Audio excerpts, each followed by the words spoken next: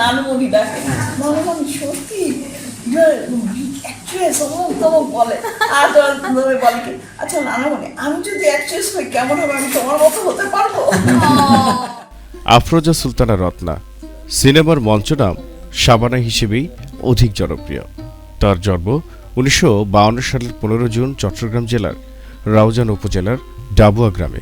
তিনি একজন বাংলাদেশী হিসেবে জীবন্ত কিংবদন্তি চলচ্চিত্র অভিনেত্রী শাবানা। এই দেখো আমার খুকুকে তোমার কাছে নিয়ে এসেছি। আমার ঘর যেন স্বর্গ। 1962 সালে শিশু শিল্পী হিসেবে নতুন সুর সিনেমায় তার চলচ্চিত্রে আবির্ভাব ঘটে।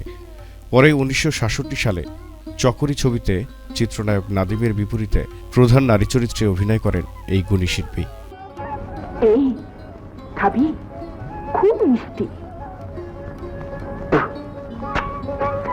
তিনি 36 বছর কর্মজীবনে 299টি চলচ্চিত্রে অভিনয় করেছেন। বাংলা সিনেমায় শাবানাকে চেনেন না বা তার অভিনয়কে ভালোবাসেন না এমন মানুষ খুব কমই রয়েছে। আর তার অভিনয়ে ভক্তদের মুখে যেমন হাসি ফুটেছে, তেমনি চোখের জলও ঝরেছে। তার মধ্যে উল্লেখযোগ্য ছবি মরণের পরে, সত্য মিথ্যা, সত্যের মৃত্যু নেই, ভাত দে, রাঙা ভাবি, জজ ব্যারিস্টার, মা যখন বিচারক, বাংলার বধূ, কন্যাদান ও স্বামীর আদেশ সহ বহু সিনেমায় কাজ করেছেন এই কিংবদন্তি নায়িকা।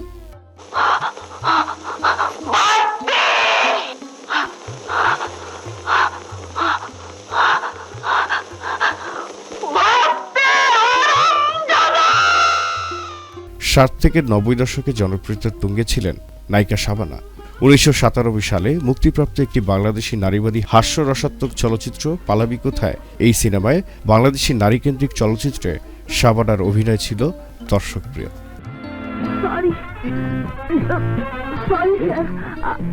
আপনার খাবারটাই নষ্ট হয়ে গেল। আমি তোমার জাদু, আমি দেখো রূপের জাদু, আরো কাছে এসো তোমায় দেব প্রেমের মধু।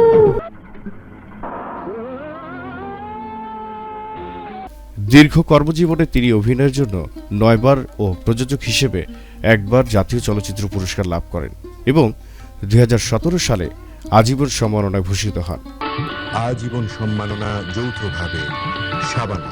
শাবানা 1973 সালে ওয়াহিদ সাদিকের সাথে বিবাহ বন্ধনে আবদ্ধ হন।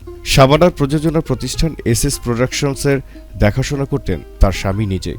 1997 সালে হঠাৎ চলচ্চিত্র অঙ্গন থেকে বিদায় নেয়ার ঘোষণা দেন এবং 2000 সালে সপরিবারে যুক্তরাষ্ট্রে চলে যান। না, আমি হঠাৎ করে ছাড়লাম মানে কি, আমি আমার হাতেও তখনও কিন্তু অনেকগুলো ছবি আমি কন্ট্রাক্ট করার ছবি ছিল, কিন্তু আমি আস্তে আস্তে মেন্টালি গুছিয়ে আনছিলাম যে আমি শেষ করব। হঠাৎ করে তার এই দেশান্তরিত হওয়ায় বিস্মিত হন ভক্তরা, শুভাকাঙ্ক্ষী সহ চলচ্চিত্র সংশ্লিষ্ট সবাই। সবার প্রিয় শাবানা এখন থাকছেন যুক্তরাষ্ট্রের নিউ জার্সিতে। স্বামী ও সন্তানেরা সহ সেখানেই তার স্থায়ী আবাস। দেশের বাইরে থাকলেও মনে পড়ে দেশের কথা। ভালো মানে পরিচালক হন আর ভালো গল্প থাকে, তখন কি আর দরকার হয় ওরাও তো আর্টিস্ট তৈরি করে না। আগে এখানে কি হতো, সবাই কি ইন্ডিয়া থেকে আর্টিস্ট আনতো, এখানকার ডাইরেক্টররাই তো আর্টিস্টকে তৈরি করতো।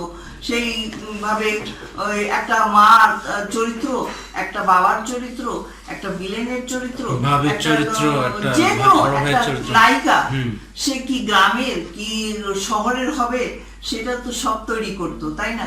এখন তিনি খুবই ব্যক্তিগত জীবনযাপন করেন এবং তার বর্তমান অবস্থা সম্পর্কে খুব বেশি তথ্য জনসমক্ষে আসে না।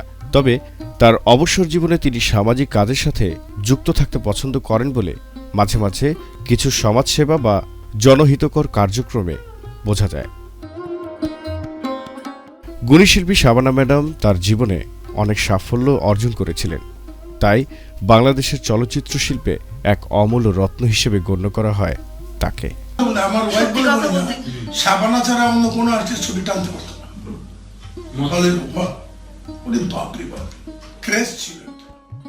জহির আহমেদ, সক্রিয় টিভি।